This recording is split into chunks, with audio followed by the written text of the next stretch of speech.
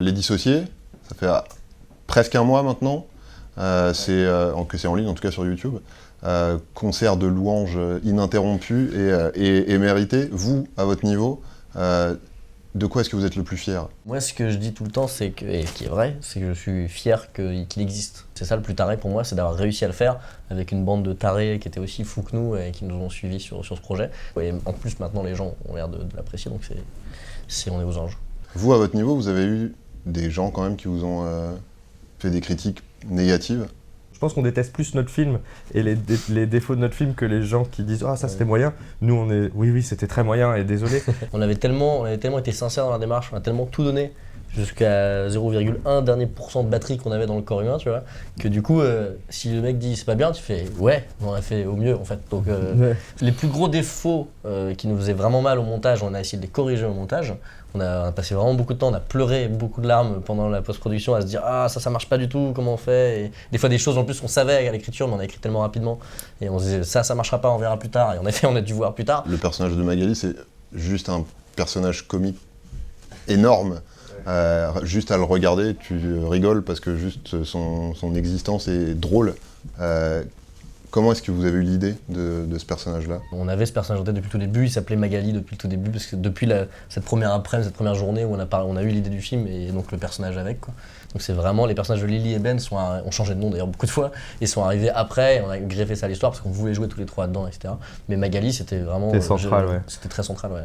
Et on était trop heureux de voir que Vincent puisse le faire aussi bien et retranscrire aussi bien, et il avait peur de ça parce que c'était un personnage qui comptait tellement pour nous trois en fait, mais en même temps nous on le sentait tellement bien, Vincent, de faire qu'on était serein, et on est tellement content, moi je suis tellement fier qu'il a fait la Magali qu'on avait en tête, quoi. C'est fou.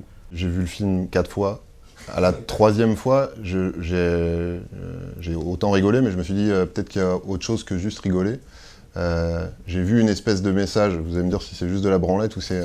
Est-ce qu'il y a un truc sur l'apparence et l'âme, l'invisible pour les yeux,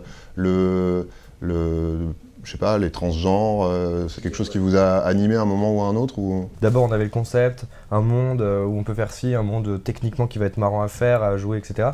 Et après, Julien disait, putain, je suis quand même content du truc sur lequel on bosse parce que c'est une ode à la tolérance et au fait qu'un être humain se définit pas que par ce qui est son enveloppe corporelle, mais par son fort intérieur, ses expériences, son attitude, etc. Et du coup, moi, je n'avais pas tout de suite percuté. Et quand il a dit ça, c'est vrai qu'on s'est dit, ouais, orientons vers ça. Vous avez tourné en 15 jours à peu près, avec une équipe de 9 personnes. C'est ça, c'est 15 jours de tournage étalés sur 3 semaines. Ouais, c'est ça. 3 fois 5 jours. Ouais. Et donc vous arrivez à ce résultat-là, vous avez conscience que tout le cinéma français, tous les intermittents du spectacle veulent votre peau.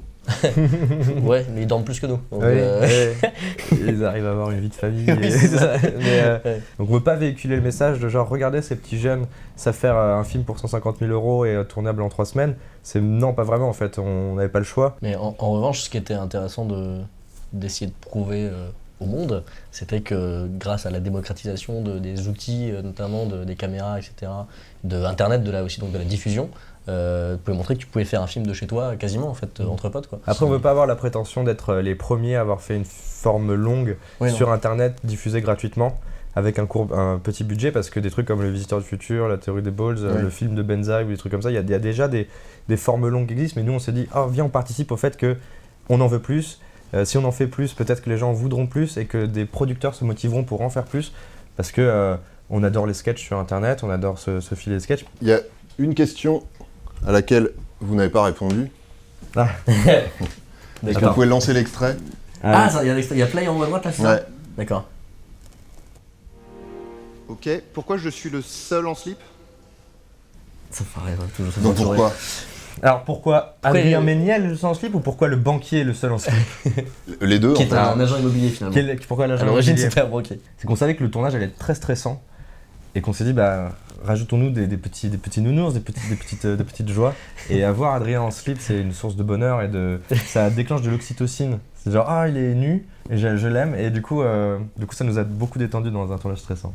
Moi j'y tenais parce que j'aimais bien le contraste entre genre c'est le général du méchant en fait, c'est le premier agent du méchant qui va faire les trucs pires en son nom, etc. mais qui soit contrasté, entre qui soit pas genre habillé en cuir noir et genre je suis un méchant et j'ai des piercings vu que je suis un méchant.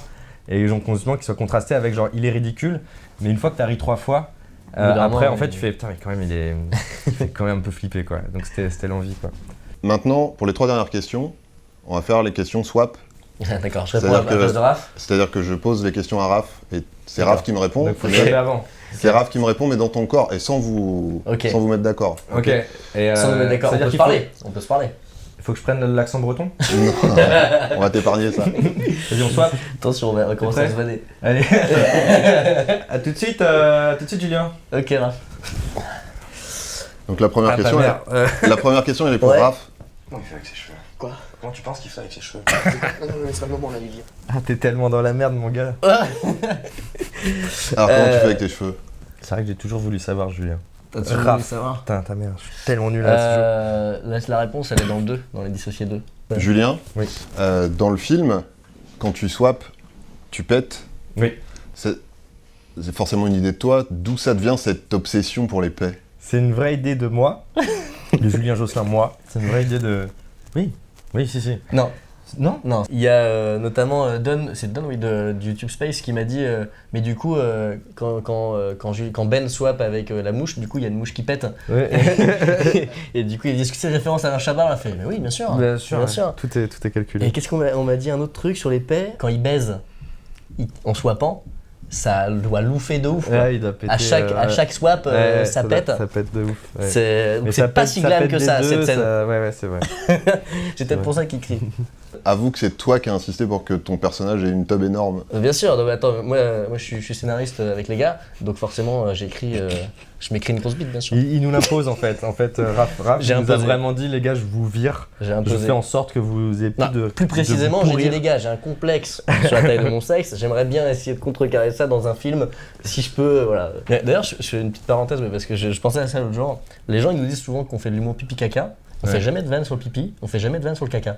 C'est vrai. Par contre, on fait des vannes sur la branlette, sur les tubs, C'est ça. Ouais. sur les fesses. Ouais. Et, C'est de l'humour bien bas, d'après des Mais gens. du coup, faudrait appeler ça de l'humour bite, C'est de l'humour prout-zizi, fesses, en fait. Quoi de quoi C'est de l'humour prout-zizi. Prout-zizi. Prout-zizi, voilà. Prout-zizi, Eh bah, du coup, on fait plutôt de l'humour carrément. prout-zizi. Ah, nous, c'est plus Prout-zizi. Que pipi-caca. Pipi-caca, c'est On pour a les enfants. rarement fait des vannes pipi-caca. Ouais, c'est vrai. Voilà.